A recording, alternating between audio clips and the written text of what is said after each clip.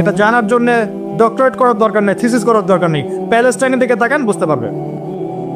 ফিলিস্তিনকে দেখেন, বুঝতে পারবে। অ্যামনেস্টি ইন্টারন্যাশনাল বলে একটা সংস্থা আছে না, এরা পর্যন্ত দেখলাম গতকালকে রিপোর্ট দিয়েছে যে বিগত এই 50-60 বছর ধরে এরা ফিলিস্তিনদের উপর যা নির্যাতন করেছে এটা মানবতার ইতিহাসে কখনো করে নাই। যাই হোক, একজন ইহুদি যুবক সকালবেলা উহুদের মাঠে আসছেন, এসে জিজ্ঞাসা করছেন যে আমার আগে কি করা উচিত, আগে কি আমি যুদ্ধে যাব না আমি আগে মুসলিম হব। সাহাবীরা তাকে বললেন আগে কালিমা শাহাদাত পড়, তারপরে উহুদের মাঠে আসো। সে এসেছে এই কারণে যে নবী সাল্লাল্লাহু আলাইহি ওয়াসাল্লাম মদিনায় আছেন, মদিনায় আরো ইহুদিরা আছে। ইহুদিরাই আগে বলতো শেষ জামান একজন নবী আসবেন যার নাম হবে আহমদ, সব মিলে গেছে, তারপরেও তারা গ্রহণ করছে না। এই ছেলে সত্য চিনতে পেরেছে, সে চলে আসছে সত্যের কাছে, এসে ইসলাম কবুল করে যুদ্ধ করলো, শহীদ হয়ে গেল। নবী সাল্লাল্লাহু আলাইহি ওয়াসাল্লাম দেখলেন তার লাশটা, দেখে বলছেন এই যুবক, ইহুদি যুবক এখানে কি করছে? সাহাবীরা বললেন সকালবেলা মুসলিম হয়েছে, যুদ্ধ করে শহীদ হয়ে গেছে ইয়া রাসূলুল্লাহ। নবীজি বললেন সাল্লাল্লাহু আলাইহি ওয়াসাল্লাম আমিলা কলিল উজরা কাসীর, সে অল্প আমল করলো কিন্তু বিশাল পুরস্কার পেয়ে গেল। জীবন তো তাদেরও ছিল। এটা তো সশস্ত্র যুদ্ধের কথা বাদ দেন, নরমালি সুমাইয়া রাদিয়াল্লাহু আনহা, আবু জাহেল তাকে নির্যাতন করছে করছে করছে, তার লজ্জাস্থানে বর্ষা ঢুকিয়ে দিয়ে, চিন্তা করতে পারেন, লজ্জাস্থানে বর্ষা নিক্ষেপ করে হত্যা করলো। সুমাইয়া রাদিয়াল্লাহু আনহা দেখতে কালো বর্ণের, চেহারা সুন্দর নয়, হয়তো বা আপনার মতো সুন্দর নয়, জান্নাতে এখন হাসছে ইনশাআল্লাহ তাআলা। তার স্বামী ইয়াসের, আবু জাহেল তাকে পিটাতে পিটাতে মেরে ফেললো, সে মারা গেল, শহীদ হয়ে গেল। অনেক ওলামায়ে কেরামকে, ইমাম, মুস্তাহিদ, মুহাদ্দিস দেখবেন সারাটা জীবন এত মেহনত করেছেন দিনের জন্য, বিয়ে শাদী করার সময় পান না, এমনও আছেন ইমাম এবং মুহাদ্দিস। জীবন তো তাদেরও ছিল। শুধু সাহাবী কেন, তাবেঈনদের দিকে তাকান, তাবেঈন তাকান, আমাদের 4 ইমামের দিকে তাকান। আবু হানিফা রাহিমাহুল্লাহ শেষ বয়সে জেলখানায়, কথিত আছে বিষ প্রয়োগ থেকে হত্যা করা হয়েছে। তার টাকার অভাব ছিল না, তাই কিন্তু তিনি কিন্তু আমার মতো হতদরিদ্র ছিলেন না। আল্লাহ পাক তাকে সম্পদ দিয়েছিলেন, সমস্ত সম্পদ বিলিয়ে দিয়েছেন দিনের জন্য। ইমাম শাফি রাহিমাহুল্লাহ, তার দিকে তাকান। আহমদ বিন হাম্বল রাহিমাহুল্লাহ, তার দিকে তাকান। তাকে পিটানো হচ্ছে আর বাগদাদের রাস্তায় ঘোরানো হচ্ছে, কারণ সমাজের মানুষ ফতোয়া দিয়েছে একটা, তিনি ফতোয়া দিয়েছেন আরেকটা। ওই যে হিল্লা প্রথা আর ঠিকা বিবাহ নিয়ে আর কি, তিনি বলছেন ইলামু ইয়া আহলা বাগদাদ, হে বাগদাদের মানুষটা জেনে রাখো যে আমি কোশ্চিনকালেও এই প্রথাকে জায়েজ করলাম না, তোমরা চিনে রাখো যে আমার নাম আহমদ। জীবন তাদেরও ছিল। ইমাম মালিক রাহিমাহুল্লাহ, তাকে এত মার দেওয়া হয়েছিল, হাত বাঁধতে পারতেন না নামাজের মধ্যে, নামাজে হাত বাঁধতে পারতেন না। সাহাবীদের থেকে নেন, তাবেঈ থেকে নেন, তাবেঈ থেকে নেন, মুস্তাহিদ ইমাম থেকে নেন, দুনিয়ার জীবন তারাও কিন্তু ভোগ করেছেন আর আমরাও ভোগ করছি। আমাদের ভোগের সিস্টেমটা দেখেন, তাদের ভোগের সিস্টেমটা দেখেন। আমরা বাঁচছি দুনিয়ার জন্য, তারা বেঁচেছে পরকালের জন্য। আমরা দুনিয়ায় বাঁচছি দুনিয়ার জন্য, দুনিয়ার একটা চাকরি, একটা ব্যবসা, একটা পরিবার, একটা স্ট্যাটাস, বাড়ি গাড়ি, টাকা কড়ি, সম্পত্তি, এগুলোর জন্যে। কিন্তু তারা বেঁচেছেন আল্লাহর জন্য, পরকালের জন্য। যে ব্যক্তি দুনিয়ার জন্য দুনিয়া করে, আল্লাহ পাক তাকে ইহকাল পরকাল দুটোই নষ্ট করে দিবেন। যে ব্যক্তি পরকালের জন্য দুনিয়া করবে, আল্লাহ পাক তার দুনিয়া গুছিয়ে দিবেন, আখিরাতও গুছিয়ে দিবেন ইনশাআল্লাহ। প্রথম কথা হচ্ছে এই যে দুনিয়ার জীবনকে প্রাধান্য দেওয়া যাবে না। দুনিয়ার জীবনে প্রতিটা কাজ আপনি একটা উদ্দেশ্যই করবেন, সেটা হচ্ছে আল্লাহ সন্তুষ্টি। বিয়ে শাদী করেছি কেন? আল্লাহর জন্যে। পরিবার গঠন করেছি কেন? আল্লাহর জন্যে। সন্তান নিয়েছি কেন? আল্লাহর জন্যে। দিন শিখেছি কেন? ইলম শিখেছি কেন? আল্লাহর জন্যে। চাকরি কেন করি? আল্লাহর জন্যে। প্রতিটা কাজ ইবাদত হবে যদি আপনি মুহাম্মদ সাল্লাল্লাহু আলাইহি ওয়াসাল্লামের তরিকা মেনে চলেন। একটা বিষয় বোঝার বাকি আছে আমাদের, দুনিয়ার জীবনটা 1 সেকেন্ডের জীবন। আল্লাহ পাক সূরা হাদীদের মধ্যে বলেছেন ই'লামু আন্নামাল হায়াতুদ দুনিয়া লাইবুন ওয়া লাহবুন ওয়া যিনাতুন ওয়া তাফাখুরুন বাইনাকুম ওয়া তাকাসুর। وتكاثر في الأموال والأولاد كمثل غيث أعجب الكفار نباته ثم يهيج فتراه مصفرا ثم يكون حطاما وفي الآخرة عذاب شديد ومغفرة من الله ورضوان وما الحياة الدنيا إلا متاع الغرور আল্লাহ পাক বলছেন, জেনে রাখো তোমরা সবাই এই জমিনবাসী, এই দুনিয়ার হায়াতটা খেলা। খেলা মানে কি দেখেন, ছোট্ট বাচ্চারা খেলা ছাড়া কিছু বোঝে? ওর কাছে দুনিয়া ওইটাই। দুনিয়ার প্রথম স্টেজ খেলা। বললাহ একটু বড় হবে, যখন কিশোর হবে, ওর কাছে ঠাট্টা হাসি তামাশা, ডোন্ট কেয়ার, দুনিয়াতে কোনো কিছু নেই, খাও দাও ফুর্তি করো, লাভ। আর একটু বড় হবে, ওয়াজিনাতু তাফাখুরুম বাইনাকুম ওয়া তাকাসুর, একটু বড় হবে তখন বাড়ি গাড়ি স্ট্যাটাস সৌন্দর্য চাকচিক্য প্রতিযোগিতা, তাফাখুরুম বাইনাকুম ওয়া তাকাসুর, এভাবে দুনিয়ার জীবন যাচ্ছে। এই এক্সাম্পলটা আল্লাহ পাক দিয়েছেন এমনভাবে যে একটা ভূমি ছিল অনুর্বর, বৃষ্টি হলো, সেখানে সবুজ শ্যামল ফসল ফলত, এক পর্যায়ে ফসলটা আস্তে আস্তে হলুদ বর্ণ ধারণ করলো এবং সেটাকে কেটে ফেলা হলো, তারপর শুধু খড়কুটা বাকি থাকে।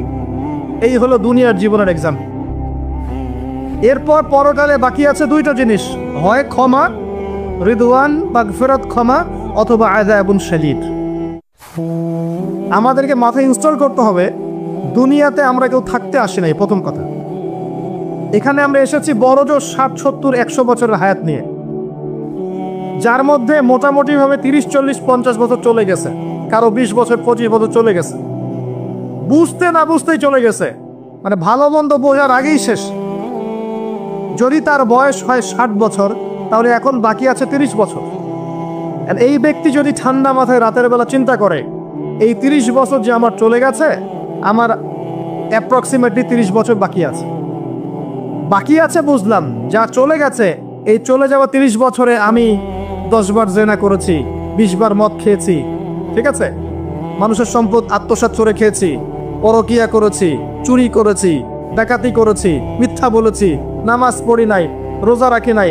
আমরা প্রত্যেকে যদি আমলনামা ঘাটি আজকে রাত্রে, এরকম একটা লিস্ট আমরা তৈরি করতে পারবো।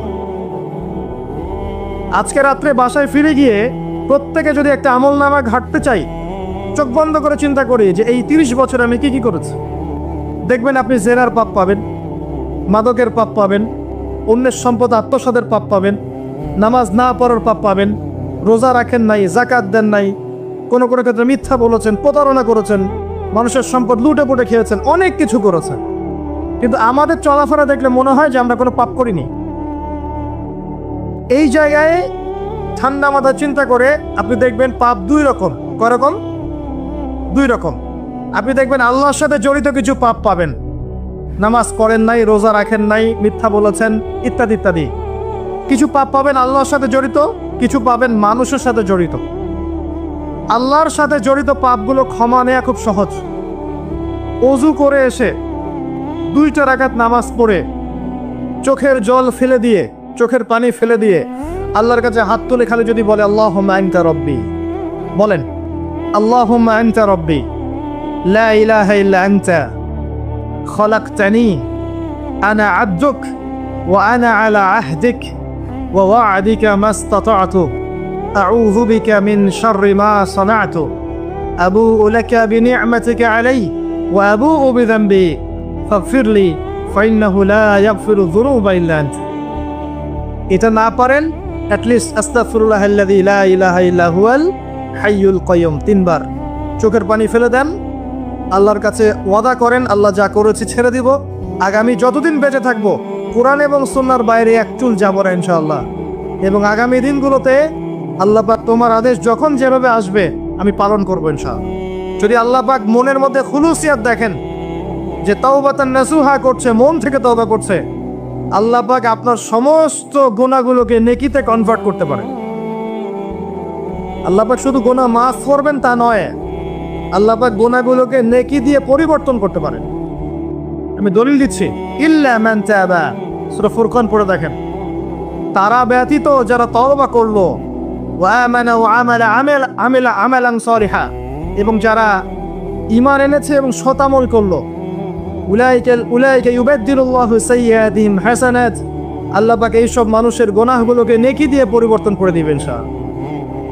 আমাদের নবী মুহাম্মদ সাল্লাল্লাহু আলাইহি ওয়াসাল্লাম দিনে 70 বার, কোন কোন বর্ণনা এসেছে 100 বার তওবা করতেন। 100 বার পড়তেন আস্তাগফিরুল্লাহ ওয়া আতুবু ইলাইহি, আস্তাগফিরুল্লাহ ওয়া আতুবু ইলাইহি। যার আগের কোনো পাপ নাই, পিছনের কোনো পাপ নাই, দিনে 100 বার তওবা করতেন। আমরা একটা রাত এভাবে চিন্তা করেছি যে আমার পাপ কি কি? আজকে রাত্রে গিয়ে চিন্তা করেন, দেখবেন আপনি একটা পাপে পরিপূর্ণ একটা আমলনামা পাবেন। এবার আপনি চিন্তা করেন যে আপনি যদি আগামী 30 বছর বাঁচেন বা 40 বছর বাঁচেন, এই সময়টাকে আপনি কিভাবে মূল্যায়ন করতে চান? প্রথম একটা মূলনীতি বলেছে দুনিয়ার জীবনকে প্রাধান্য দেয়া যাবে না।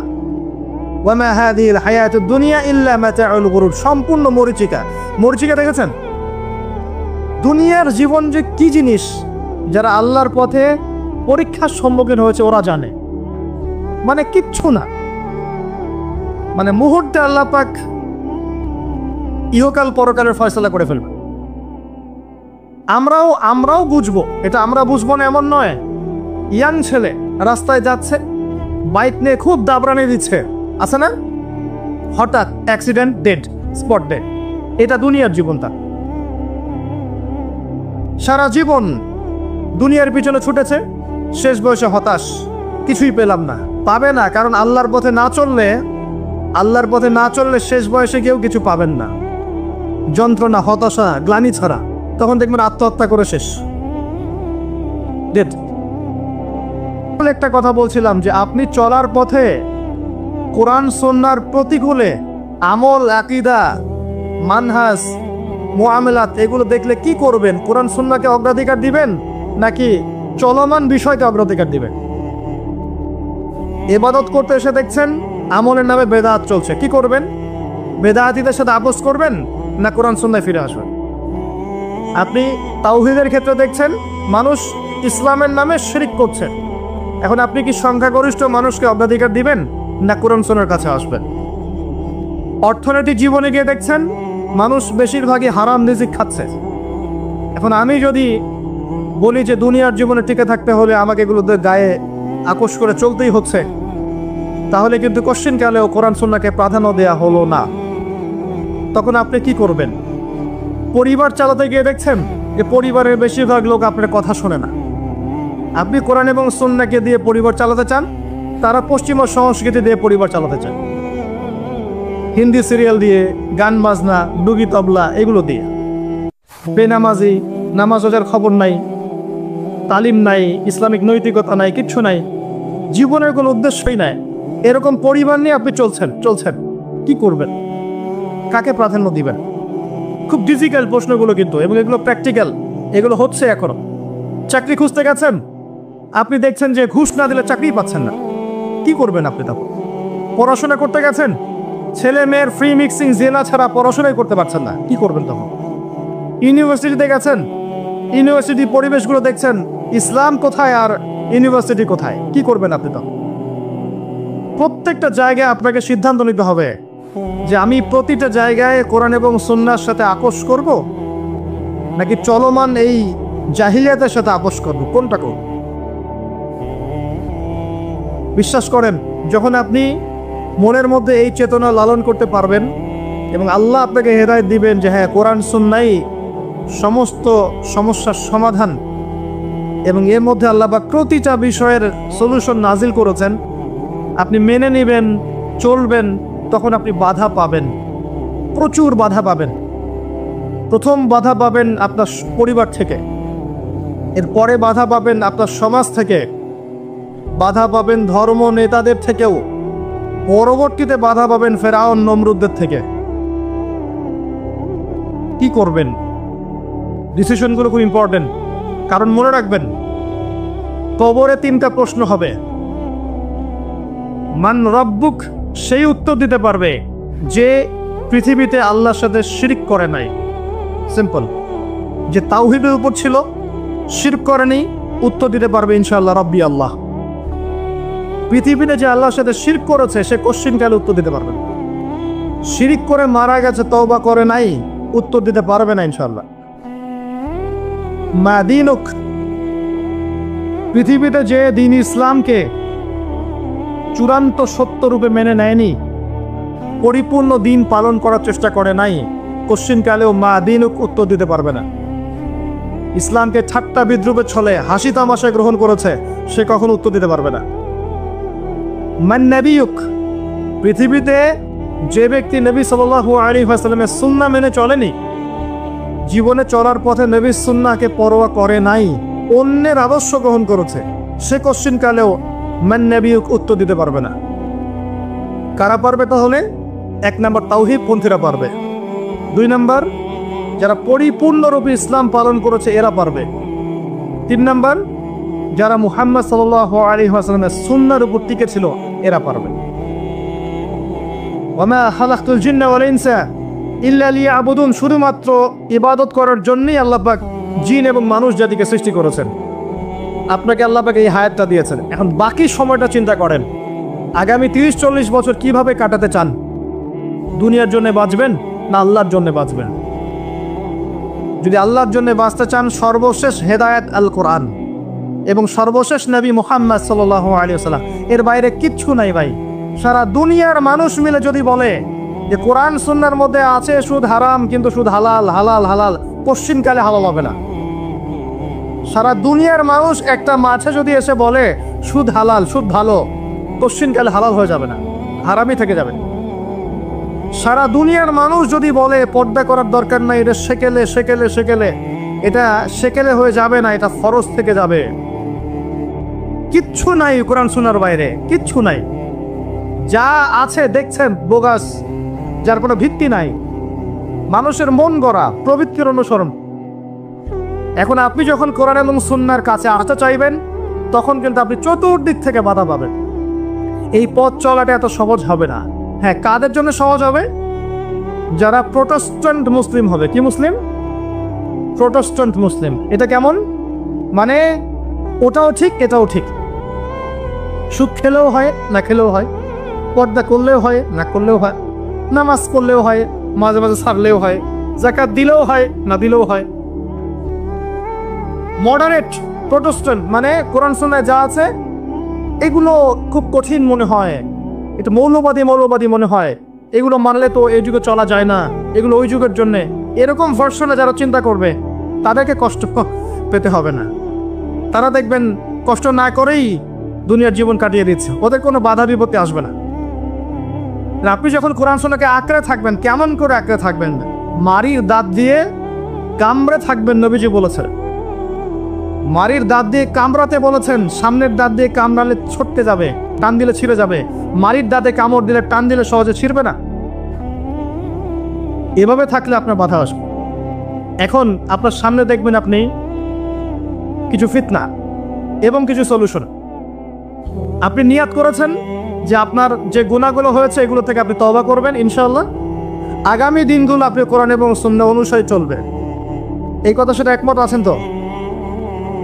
এখন চলতে গিয়ে দেখবেন যে আপনি কিছু স্পষ্ট বিষয় দেখতে পারবেন যেগুলোর সাথে আসলে কোরআন সুন্নাহর খুব একটা মিল পাওয়া যাবে না। আপনি দেখবেন স্পষ্ট শিরক করছে মুসলিমরা, আপনি দেখবেন স্পষ্ট বেদাত করছে, আপনি দেখবেন হারাম খাচ্ছে।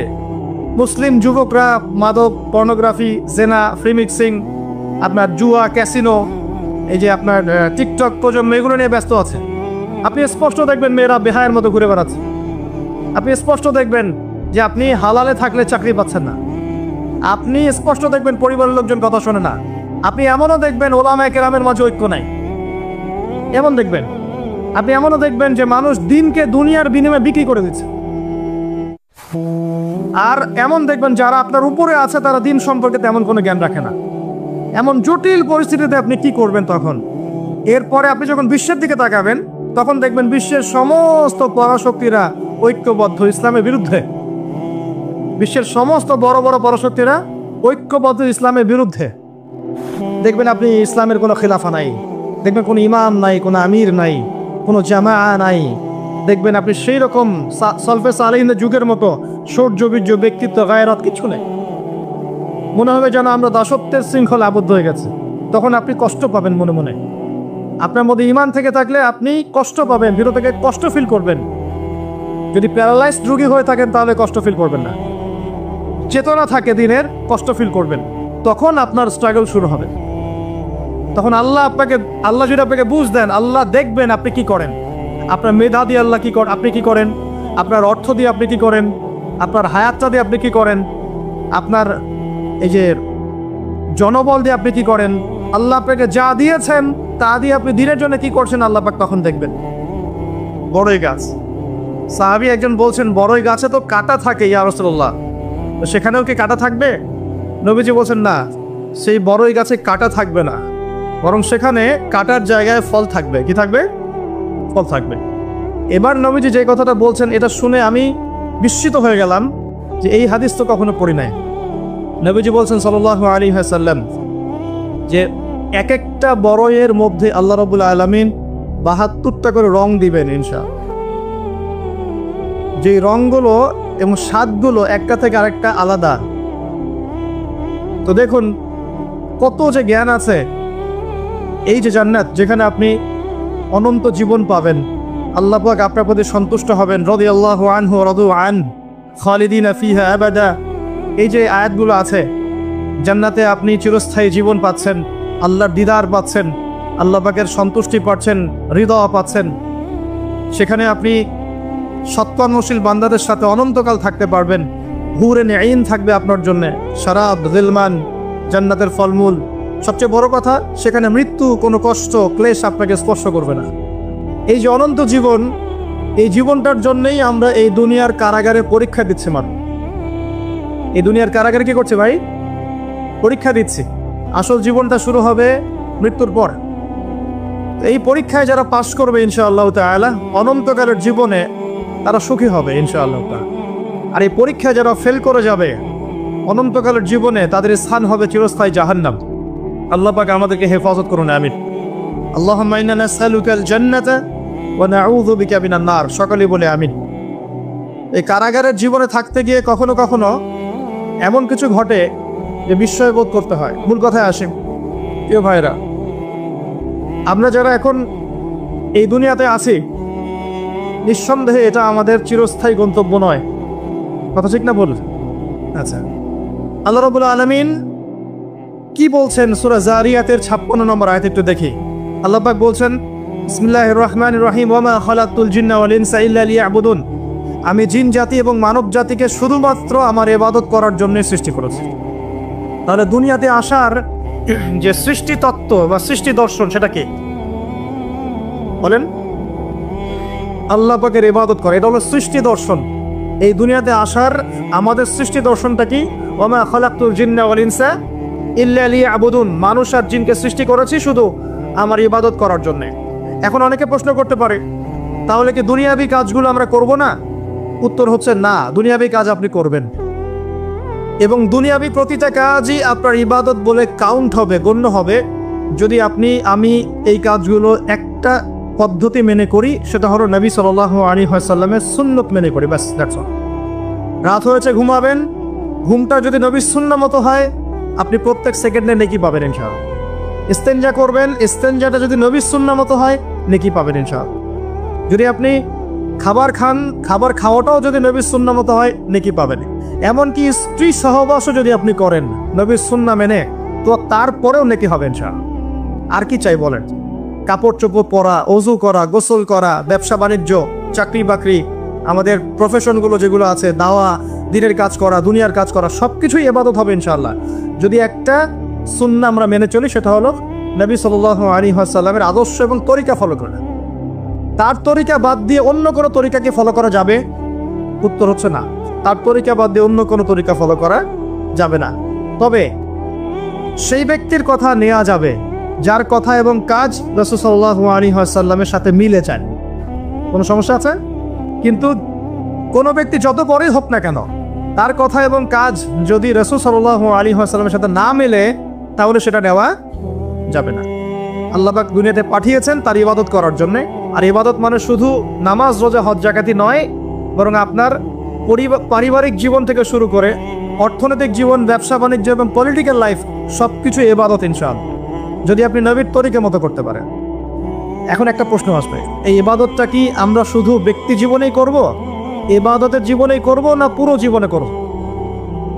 এখন এই দাওয়াতটার খুব বেশি প্রয়োজন। আমরা অনেকেই নামাজ পড়ি কিন্তু সুদও খাই, আছি না? নাই? অনেকে তাহাজ্জুদ পড়েন কিন্তু ঘুষ খান, আছেন না? অনেকে মাশাআল্লাহ দান সদকা করেন, ভালো কাজও করেন, আবার বেপরদায় চলেন, এমনটা আছে না? এখানে বুঝতে হবে যে ইবাদত মানে শুধুমাত্র নামাজ, রোজা, হজ, জাকাতি নয়, বরং ইবাদত মানে আপনার জীবনের প্রতিটা ক্ষেত্র ইবাদত ইনশাআল্লাহ। যখন আপনি নামাজ, রোজা, হজ, জাকাত করছেন, তাসবিহ, তাহলিল, জিকির, আজকার করছেন, এগুলো ইবাদত হচ্ছে আলহামদুলিল্লাহ। একই সাথে যখন আপনি ব্যবসায় আসবেন তখন মাপে কম দেওয়া যাবে না, তখন পণ্যে ভেজাল দেওয়া যাবে না, তখন আপনি মিথ্যা কসম খেয়ে পণ্য বিক্রি করতে পারবেন না, তখন আপনি মজুত করতে পারবেন না, কৃত্রিম সংকট তৈরি করতে পারবেন না। এখানেও আপনাকে সুন্নাহ ফলো করতে হবে। যদি এখানে গিয়ে আপনি রাসূলের সুন্নাহ ফলো না করেন, আল্লাহর বিধান আপনি না মানেন, তাহলে ইবাদত বন্দেগীর জীবনে লা ইলাহা ইল্লাল্লাহ থাকলেও ব্যবসা বাণিজ্যের জীবনে লা ইলাহা ইল্লাল্লাহ নাই। আমার কথা কি বোঝা যায়? একটু হলেও কি বোঝা যায়? আচ্ছা, আবার পারিবারিক জীবনে গেলেন, সেখানে আপনার সন্তান নামাজ পড়ছে না, আপনার মেয়েরা পর্দা করে না, স্ত্রীরা পর্দা করে না, তাহলে পরিবারের জীবনে লা ইলাহা ইল্লাল্লাহ মুহাম্মাদুর রাসূলুল্লাহ কিন্তু নাই, ইবাদতের ক্ষেত্রে আছে।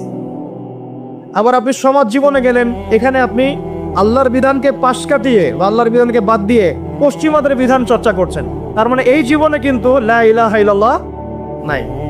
তো লা ইলাহা ইল্লাল্লাহ মুহাম্মাদুর রাসূলুল্লাহ কি শুধুমাত্র নামাজেই, না পুরো জীবনে পালন করতে হবে? এটাই হচ্ছে সেই আয়াতের ব্যাখ্যা। আল্লাহ পাক বলছেন উদখুলু ফিস সিলমি কাফা, তোমরা পরিপূর্ণরূপে ইসলামে প্রবেশ করো। এখন ইসলামে পরিপূর্ণ প্রবেশের মানে হচ্ছে জীবনের একটা ক্ষেত্রে নয়, জীবনের সমস্ত ক্ষেত্রেই কোরআন এবং সুন্নাহকে ফলো করতে হবে। আল্লাহ পাক আমাদের সবাইকে তৌফিক ইনায়াত করুন, আমিন। এখন এই ইসলাম ছাড়া কি অন্য কোনো দিন আল্লাহর কাছে গ্রহণযোগ্য হবে? আল্লাহ পাক কি বলছেন শুনুন। আল্লাহ পাক বলছেন ওয়া মা ইয়াবতাগি গায়রাল ইসলামি দীনান ফালা ইউকবাল মিন, কেউ যদি ইসলাম ছাড়া অন্য কোনো দিন তালাশ করে, কোশ্চিন কালেও সেটা আল্লাহর কাছে কবুল করা হবে না। কোনটা কবুল করা হবে? আল্লাহ পাক বলছেন ইন্না দীনা ইনদাল্লাহিল ইসলাম, আমার কাছে, আল্লাহর কাছে, নিশ্চয়ই আল্লাহর কাছে একমাত্র গ্রহণযোগ্য দিন হচ্ছে কি? বলেন, ইসলাম। আর ইসলাম আল্লাহর কাছে একমাত্র গ্রহণযোগ্য দিন, এটা বাদ দিয়ে অন্য কোনো দিন কবুল হবে না। কেউ যদি তালাশ করে তাহলে সে ক্ষতিগ্রস্ত হবে। এবং এই ইসলামের মূল ভিত্তি হচ্ছে কোরআন এবং সুন্নাহ। এবং এই কোরআন সুন্নাহকে আমরা শুধু জীবনের এক ক্ষেত্রে বাস্তবায়ন করলে হবে না, সামগ্রিক জীবনে বাস্তবায়নের চেষ্টা করতে হবে। আল্লাহ পাক সবাইকে তৌফিক ইনায়াত করুন, আমিন। এবার আসেন যে এর ভিত্তিগুলো কি কি। এটা আমরা পাবো অন্য একটা হাদিস থেকে, যখন জিবরাইল আলাইহিস সালাম সরাসরি মানুষের রূপ ধরে মানুষের সামনে এসে নবীকে জিজ্ঞাসা করছেন যে ইয়া মুহাম্মদ সাল্লাল্লাহু আলাইহি ওয়াসাল্লাম আখবিরনি আনিল ইসলাম, আমাকে ইসলাম সম্পর্কে বলুন। নবী সাল্লাল্লাহু আলাইহি ওয়াসাল্লাম বলেন আল ইসলাম, ইসলাম হচ্ছে আন তাশহাদা আল্লা ইলাহা ইল্লাল্লাহ ওয়া আন্না মুহাম্মাদান আবদুহু ওয়া রাসূলুহু। ইসলামের প্রথম পিলার হচ্ছে তুমি সাক্ষ্য দিবে আল্লাহ ছাড়া কোনো মাবুদ নাই এবং মুহাম্মদ সাল্লাল্লাহু আলাইহি ওয়াসাল্লাম আল্লাহর বান্দা এবং রাসূল। 2 ওয়া আন তুকিমাস সালাত, তুমি সালাত কায়েম করবে। 3 ওয়া আন তুতিয়াজ যাকাত, তুমি যাকাত প্রদান করবে। 4 ওয়া তাসুম রমাদান, রমজান মাসে সাওম রাখবে। আর 5 হচ্ছে ওয়া তুহিজ্জাল বাইত ইন ইসতাতা'তা ইলাইহি সাবিলা, আর তুমি হজ করবে যদি তোমার সামর্থ্য থাকে। সামর্থ্য না থাকলে নয়, সামর্থ্য থাকলে তুমি হজ করবে। এই 5টা হচ্ছে ইসলামের মৌলিক পিলার। কয়টা পিলার ভাই? 5টা। ইসলামের মৌলিক পিলার 5টা। ইমানের কয়টা? 6টা। মনে রাখবেন, ইসলামের পিলার কয়টা? 5টা। ইমানের কয়টা? 6টা। ইমানের 6টা হচ্ছে 1 আল্লাহ বিশ্বাস, 2 ফেরেশতা মণ্ডলীতে, 3 আল্লাহ কিতাবগুলোতে, আসমানি কিতাবসমূহ, 4 নবী রাসূলগণ, 5 পরকাল এবং 6 তাকদীর বা ভাগ্যের ভালো মন্দ। এই 6টার প্রতি মনে বিশ্বাস করলে, মুখে স্বীকার করলে এবং কাজে বাস্তবায়ন করলে একজন ব্যক্তি মুমিন হয়, আলহামদুলিল্লাহ। ঠিক আছে? এই ইসলামের 5টা ভিত্তি দিকে একটু তাকাই, আমরা এক নজর দেই। প্রথমটা কালিমা। আমরা কি সবাই কালিমার মর্ম হাকিকত বুঝি? যখন থেকে লা ইলাহা ইল্লাল্লাহ পড়েছেন, আপনি বাধ্য যে আল্লাহ পাকের বিধান বাদ দিয়ে আপনি অন্য কোথাও যেতে পারবেন না। এটা লা ইলাহা ইল্লাল্লাহের মৌলিক কথা। লা ইলাহা ইল্লাল্লাহ বলেছেন মানে আল্লাহর সাথে আপনি শিরক করতে পারবেন না। মুহাম্মদুর রাসূলুল্লাহ যখন বলেছেন, তার মানে আপনি সুন্নতের বাইরে কোনো বেদাত করতে পারবেন। বুঝতে পারছি?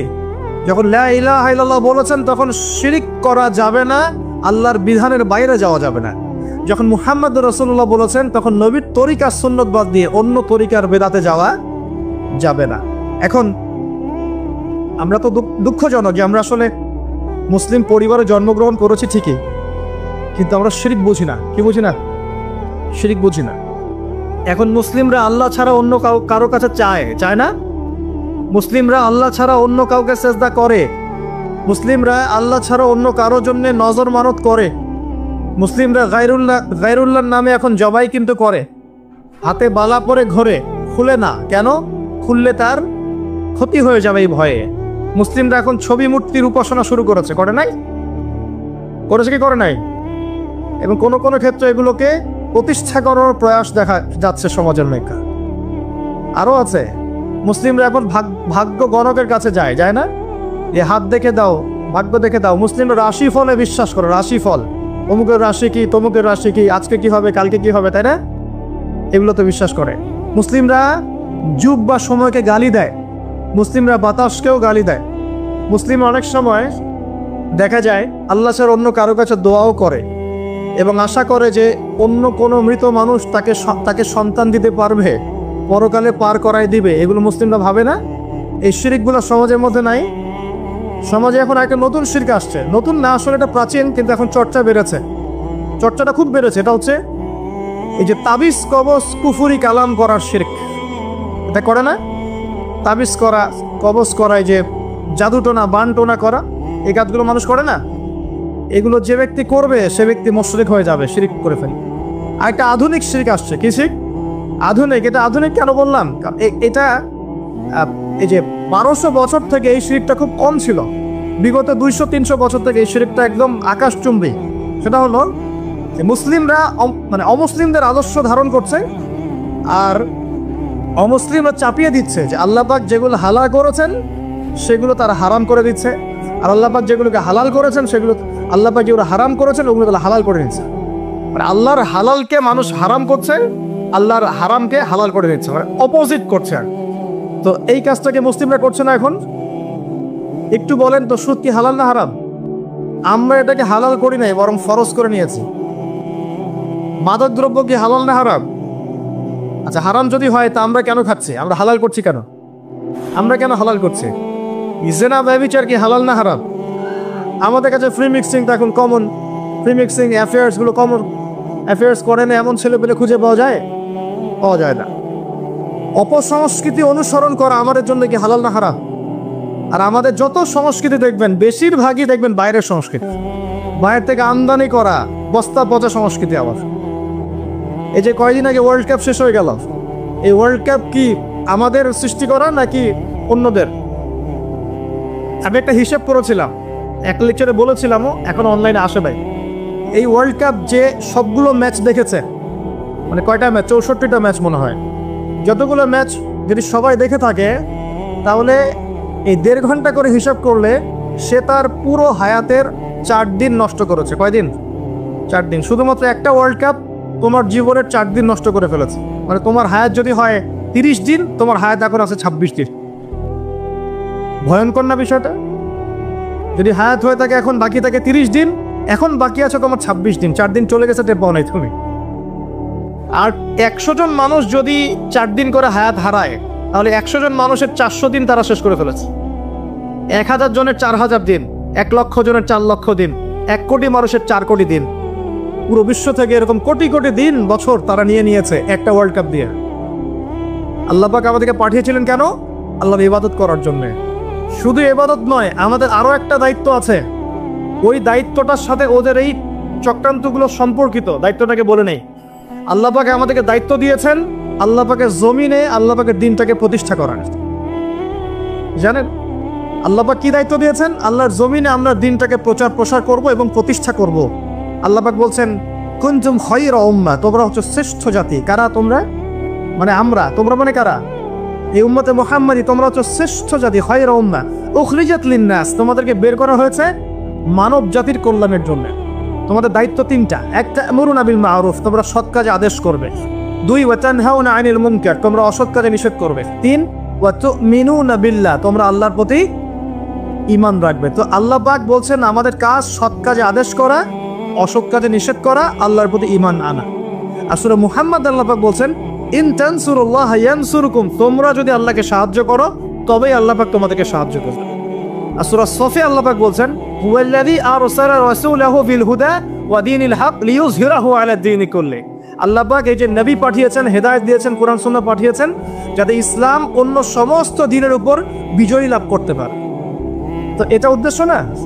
এই উদ্দেশ্য বাস্তবায়ন করার দায়িত্ব কি শুধু আলেম ওলামার, নাকি আমাদের সবার? আর সবার মধ্যে সবচেয়ে বেশি গুরুত্বপূর্ণ সেক্টর কারা? যুবকরা না? বুঝতে পারছেন না? যুব সমাজ যদি দাঁড়িয়ে যায়, তাহলে কি ইসলামের শত্রুরা এই অপ্রতিরোধ গতিটাকে রোধ করতে পারবে? পারবে না। এই তো ক্যারেক্টার কথা বলছিলাম, ওখানে গিয়ে দেখেন হলের নাম আছে তারেক বিন জিয়াদ হল, খালেদ বিন ওয়ালিদ হল, তারপরে একটা আছে মোহাম্মদ বিন কাসিম হল। তিনজন বিখ্যাত বীর সেনার নামে তিনটা হল করা আছে, দেখেছেন? এই তারেক বিন জিয়াদ কে ছিল? মহাবীর, যিনি স্পেন বিজয় করেছিলেন। স্পেনের দিক দিয়ে ইসলামকে ঢুকিয়েছেন ওই ইউরোপে। কে? তারেক বিন জিয়াদ। নাম শুনেছেন? এই যুব সমাজ তো নামই জানে না, এরা তো শেকড়ই চিনে না। এখনকার যুব সমাজ কি তারেক বিন জিয়াদের মতো? মুহাম্মদ বিন কাসিমকে, যার এই যে দাওয়াত এবং জিহাদে এই যে উপমহাদেশে সিন্ধু অঞ্চল রাজা দাহিরকে পরাজিত করে তিনি ভারতবর্ষের মধ্যে ইসলাম ঢুকিয়েছেন, মুহাম্মদ বিন কাসিম। নাম শোনেন নাই? এই যে খালেদ বিন ওয়ালিদকে, উহুদের যুদ্ধে যার হাতে অনেক মুসলিম শহীদ হয়েছেন, পরে তিনি ইসলাম কবুল করে ইসলামের পক্ষে 100টা যুদ্ধ করেছেন। কয়টা? 100টা। এবং এই যে পারস্য, এই রোম, এই সমস্ত সাম্রাজ্যগুলোর পতন তার হাতে হয়েছিল এবং তিনি এদিকে ইসলাম ঢুকিয়েছিলেন। সুবহানাল্লাহ। এই যে তাদের বীর সেনার নামে হল তৈরি করা আছে, দেখবেন গিয়ে শিখেন কিছু, ঘোরেন। আল্লাহ পাক বলেছেন সিরু ফিল আরদ, তোমরা জমিনে ঘুরো, বিচরণ করো। ফানজুর কাইফা কানা আকিবাতুল মুকাজ্জিবিন, লক্ষ্য করে দেখো আল্লাহ বিরোধী শক্তিকে আল্লাহ পাক কেমন করে ধ্বংস করেছে। খেয়াল করে দেখেন। এখনকার যুব সমাজের আইডল ছিল তারা, কিন্তু উমর ইবনে খাত্তাব, খালেদ বিন ওয়ালিদ, মুহাম্মদ বিন কাসিম, তারেক বিন জিয়াদ, তারা আমাদের শেকড়, তারা আমাদের আদর্শ। তো তাদের আদর্শ ধারণ করলে তো ইসলামের শত্রুরা টিকতে পারবে না। পারবে? পারবে না। এই জন্য যুব সমাজকে এলিমিনেট করতে হবে। যুব সমাজকে যদি এমন কিছুতে প্রলুব্ধ করে রাখা যায় যে তারা তাদের জীবনের উদ্দেশ্যটা হারিয়ে ফেলে, তাহলে মুসলিমরা দুর্বল হয়ে যাবে। বুঝতে পারছেন কি? ঠিক এই কারণেই আপনার আমার মতো যুবক যারা, তাদেরকে আল্লাহর পথ থেকে সরিয়ে দেওয়ার জন্যে তারা আপনার সামনে কিছু টোপ রেখে দিয়েছে, কিছু টোপ সামনে দিয়েছে। তার মধ্যে একটা হচ্ছে এই ধরনের আসরগুলা, যেটা আপনি 4 দিন নষ্ট করলেন, হায়াত নষ্ট করলেন। হ্যাঁ, খেললো কারা, জিতলো কারা, আপনি রং তামাশা করলেন, স্ট্রোক করে মারা গেল, দেখলেন না? উল্লাস করতে করে স্ট্রোক করে মারা যায়, শহীদই মৃত্যু একজন নাকি? হ্যাঁ, মাশাআল্লাহ, সুবহানাল্লাহ, নাকি বলেন? আস্তাগফিরুল্লাহ। দেখছেন? ইন্নামাল আমালু বিল খাওয়াতিম, নবী সাল্লাল্লাহু আলাইহি ওয়াসাল্লাম বলছেন নিশ্চয়ই আমল ডিপেন্ড করবে শেষ কাজের উপরে। শেষ কাজ, একটা হাদিস আছে ইন্নামাল আমালু বিন্নিয়াত, সেটা আলাদা, সহিহ বুখারী 1 নম্বর হাদিস, যে আমল নিয়তের উপর নির্ভর করে। আরেকটা হচ্ছে ইন্নামাল আমালু বিল খাওয়াতিম, আমল নির্ভর করে শেষ কাজের উপরে। মানে আপনি ভালো কাজ করছেন, শেষ বয়সে গিয়ে আপনি খারাপ হয়ে গেলেন, তাহলে তাকদীর আপনার উপর বিজয়ী হয়েছে। শেষ বয়সে যে কাজগুলোতে ইন্তেকাল করেছেন ওর উপর হিসাব হবে ইনশাআল্লাহ। এখন খারাপ কাজ করছেন, তওবা করে ফিরে আসতেন, আবার ভালো কাজ করা শুরু করলেন, এই ভালো কাজ করতে করতে মৃত্যু হয়ে গেলে এর উপরে আপনার হিসাব হবে ইনশাআল্লাহ। এখন এই যে আর্জেন্টিনা জিতছে, উল্লাসে মারা গেল, এখন কিসের উপর উঠবে চিন্তা করেন। নিঃসন্দেহে আল্লাহু আ'লাম, আমাদের মত এটা, আল্লাহ ভালো জানেন, যে যেহেতু তাদের অনুসরণ করেছে, আর নবী সাল্লাল্লাহু আলাইহি ওয়াসাল্লাম বলেছেন যে যাকে ভালোবাসবে সে তার সাথে কি করবে? কিয়ামতের মাঠে থাকবে। তাহলে যদি মেসি এই অবস্থায় মারা যায়, কাফের অবস্থায়, তাহলে এই অনুসারে সবাই তার সাথে হাসর করবে, আর মেসি তো সুপারিশ করবে আমাদের জন্য, নাকি? হ্যাঁ, করবে না? তাহলে এর ছবি লাগিয়ে রাখছি কেন বাসার মধ্যে? চিন্তা করতে পারবেন না। মানুষ এখন এত বিভোর হয়ে থাকে এগুলোতে। তারা যা খাবে তারা তাই খাবে, তারা যা পরবে তারা তাই পরে, তারা যেমন করে চুল কাটে তারা তেমন করে চুল কাটে, তারা যেমন করে হাঁটে তারা তেমন করে হাঁটে। মানে আশ্চর্য। এটা এই কারণে হয়েছে যে আমাদের শেকড়টা আমরা ভুলে গেছি। আমাদের সামনে যে একজন বিশ্বের সর্বশ্রেষ্ঠ মহামানব আছেন, মুহাম্মদ রাসূলুল্লাহ সাল্লাল্লাহু আলাইহি ওয়াসাল্লাম, তার সুন্নাহ আদর্শ পড়ে আছে, এটা আমরা চোখে পড়ছে না। আস্তাগফিরুল্লাহ, আল্লাহ পাক মাফ করুন আমাদের। তো এই যুব সমাজকে আল্লাহর পথ থেকে সরিয়ে দেওয়ার জন্যে এবং আল্লাহ পাকের দ্বীনের কাণ্ডারি হওয়ার পথে বাধা দেওয়ার জন্যে এই ধরনের আসরগুলো তৈরি করা হয়েছে। এছাড়া আছে কনসার্টের আসর, আপনার মিউজিক্যাল কনসার্টগুলো আপনাকে নাচাবে, হইহুল্লা করাবে, ধুম ধারাক্কা করবে। তারপরে আপনার সামনে আরও অকেশন আসবে, ঠিক আছে? এরপরে আপনার সামনে দিয়ে দিয়েছে পর্নোগ্রাফি। সবাই এখন ঘরে ঘরে পর্নোগ্রাফির চর্চা করে, শুধু ছেলেরা না, এখন মেয়েরাও পর্ন দেখে। এটা আমার কথা না, এটা জরিপ, দেখবেন। এটা নিয়ে পড়াশোনা করেছি আমি। একটা বইয়ের নাম বলে যে মুক্ত বাতাসের খোঁজে একটা বই পাওয়া যায় বাজারে, দেখেন, সুন্দর বইটা, লস্ট মডেস্ট্রি একটা বই আছে। অসাধারণ, মানে এখানে পর্নোগ্রাফির A to Z পোস্টমর্টেম করা আছে। মেয়েরা এখন পর্ন দেখা শুরু করেছে, হ্যাঁ সবাই দেখছে, সবাই ঘরে ঘরে। আমরা মনে হয় বাইরে একটা ভালো মানুষের খোলস ধরে থাকি, আর ভিতরটাতে আমাদের আত্মাগুলো পচে গেছে। ঠিক আছে, তো এই পর্ন কেন দেওয়া হয়েছে? কারণ এটাতে যে আসক্ত হয়ে যাবে সে কিন্তু ইমানের আর তেজটাকে ধরে রাখতে পারবে না। মনে করেন আপনি আল্লাহ না করে একটা পর্ন মুভি দেখে ফেলেছেন, এরপর নামাজে দাঁড়ান, আপনার ওই নামাজে কি কোনো মনোযোগ আসবে? এটা সম্ভব না। আর নামাজের তো বিষয় আমরা শুধু বাইরের মাসালাগুলোকে নিয়ে তর্ক করি বেশি। নামাজের মূল যেটা জিনিস সেটা কি?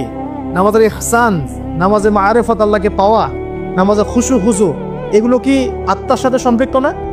সে আত্মা যদি পর্ন দেখে কলুষিত হয়ে যায়, তাহলে কি আমি নামাজে মনোযোগ পাবো?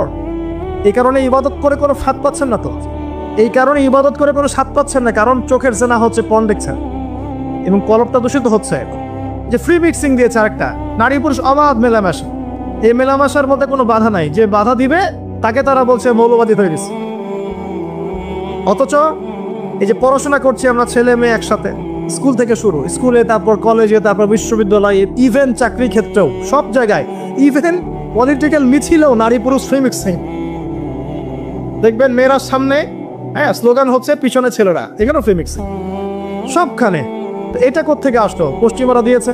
ফ্রি মিক্সিং দেওয়ার কারণ হচ্ছে, উদ্দেশ্য হচ্ছে সমাজের মধ্যে কাঠামো যেন ভেঙে যায়।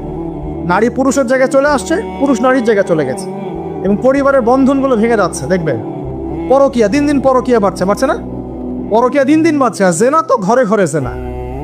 আর জেনা মানে শুধু সেক্সুয়াল সম্পর্ক বোঝাচ্ছি না, এখানে জেনা মানে প্রতিটা অঙ্গ প্রত্যঙ্গের জেনা আছে না? আছে। এছাড়াও এগুলোর প্রভাবে ধর্ষণ বাড়ছে। আর আমাদের মা বোনদেরকে আমরা বেপর্দা নিয়ে আসছি আর বলছি এটা হচ্ছে উন্নতি, অগ্রগতি, প্রগতি।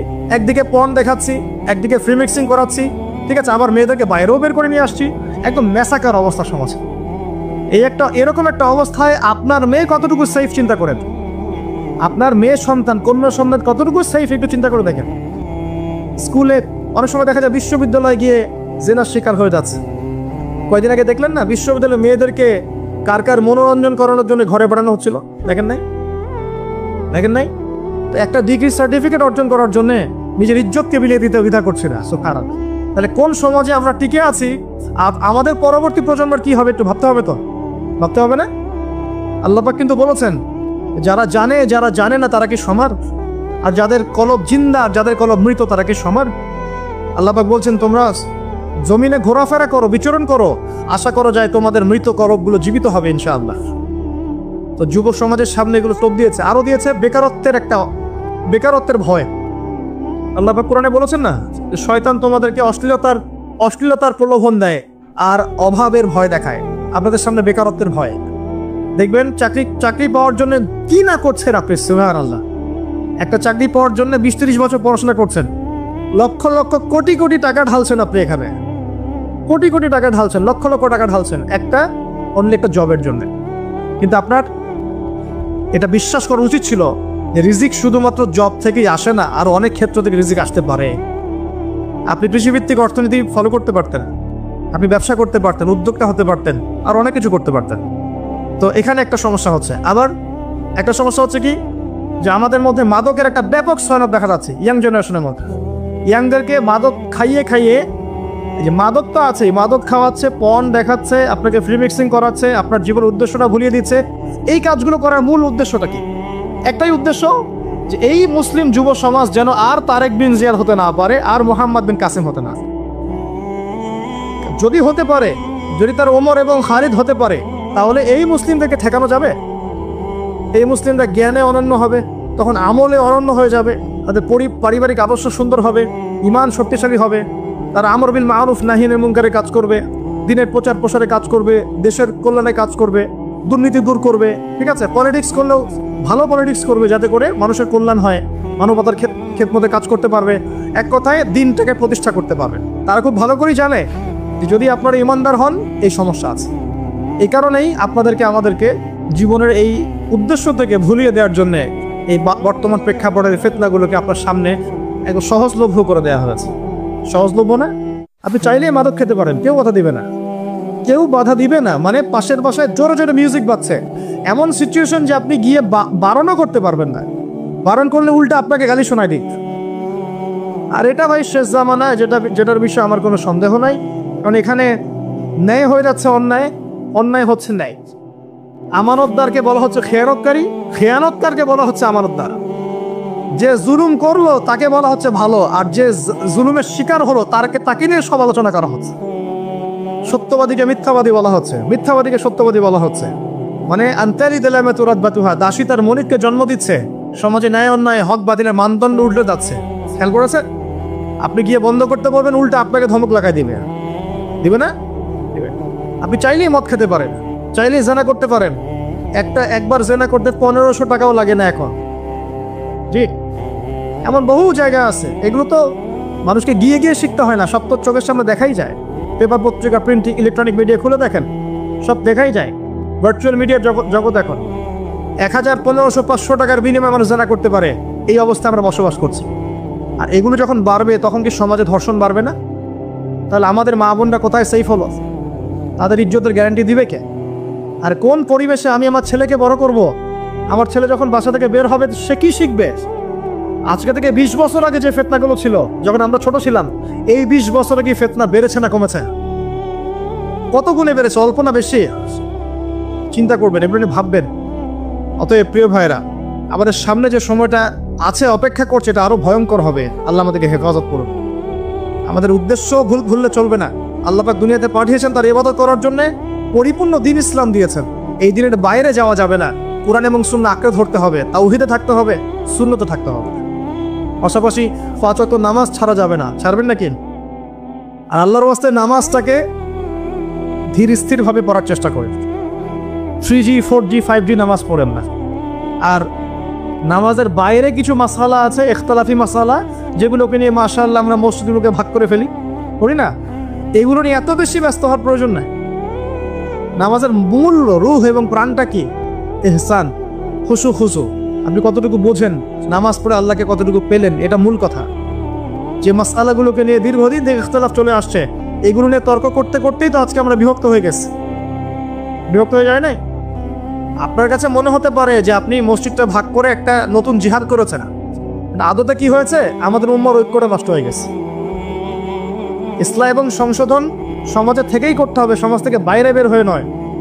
সমাজের ভিতরে থেকেই ইসলাম এবং সংশোধন করতে হবে। দিনের পথে চললে অনেক কিছুই হবে, কিবত, তহমত, সমালোচনা, মানে শারীরিক, মানসিক, অর্থনৈতিক নির্যাতন সবই হবে। এগুলো নবীর সুন্নাত। নবী সাল্লাল্লাহু আলাইহি ওয়াসাল্লামকে মানুষ 15টা গালি দিয়েছে সারা জীবনে। কতটা?